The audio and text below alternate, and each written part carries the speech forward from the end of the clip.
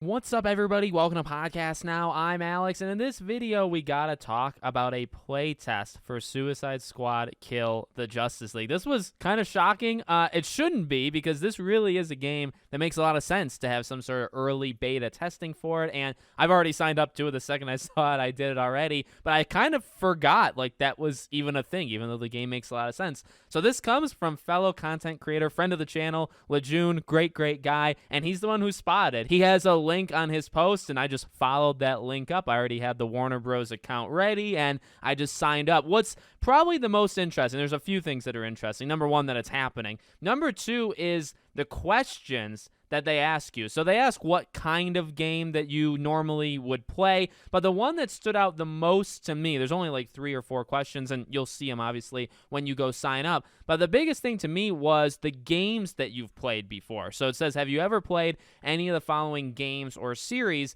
And then they list them out: Batman Arkham, Destiny 2, Spider-Man, Assassin's Creed, Warframe, Rainbow Six Siege, Borderlands 3, Halo Infinite, Division 2, Marvel's Avengers. And, you know, above it, they ask, like, why do you play games, basically. They ask how many hours you play games a week. But the having played any of these franchises or games is probably the most interesting, because this is, in some way, what they would liken Suicide Squad to. And I just want to spend a few minutes, you know, kind of talking about that.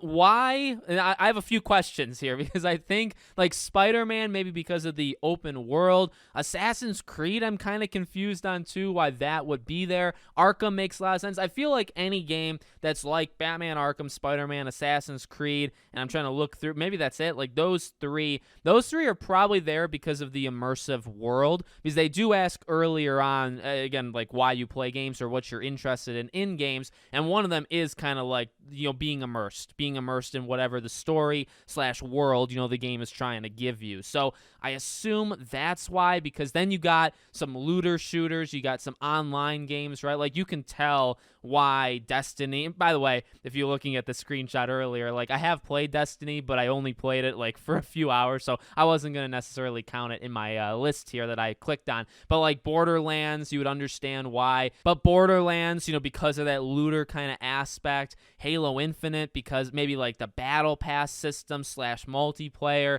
Division, same kind of thing. Avengers, obviously.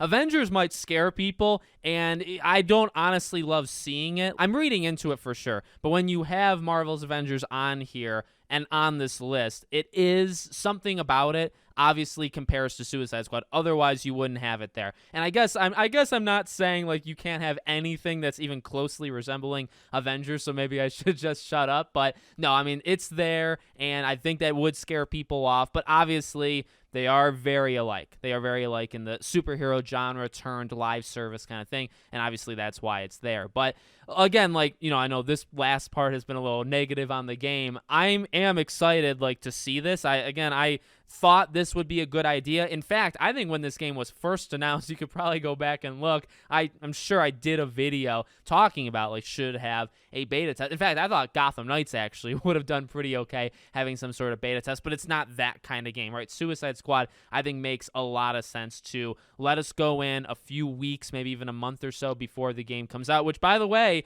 that really escalates all the stuff we've been talking about. It's having a playtest. The game comes out extremely soon, okay? And, you know, I talked about when review codes and all that stuff would probably come out. If you're doing a playtest, you might be looking at, like, December for a play. Like, no joke. They might even something at, like, the Game Awards or maybe that Suicide Squad Insider video. You might see that a quarter of the way, a third of the way through December, and it might say there's a playtest in mid-December. Because if not, you're looking at maybe early January, and that's kind of it. You would do a playtest early January, maybe sometime in December, maybe like a weekend or maybe like a full week. Sometimes it's one, sometimes it's the other, and then you're at the game's launch, right? It's all going to happen very, very close. So while, yeah, we can still be concerned about certain things, and I most certainly am, it is exciting that I didn't really remember that this would be a thing for this game, and we might be getting our hands on it extremely. I mean, for those that are picked, right? Because it seems like it's going to be like they all have to pick you, but it seems like it's going to happen extremely, extremely soon. So that is definitely exciting, at least in some way. Maybe to criticize it, maybe to say, hey, this is actually a good product, one of those, right? So let me know what you guys think in the comments. Make sure you're subscribed to the channel. channel, bell icon turned on, and I hope to see you all on the next one.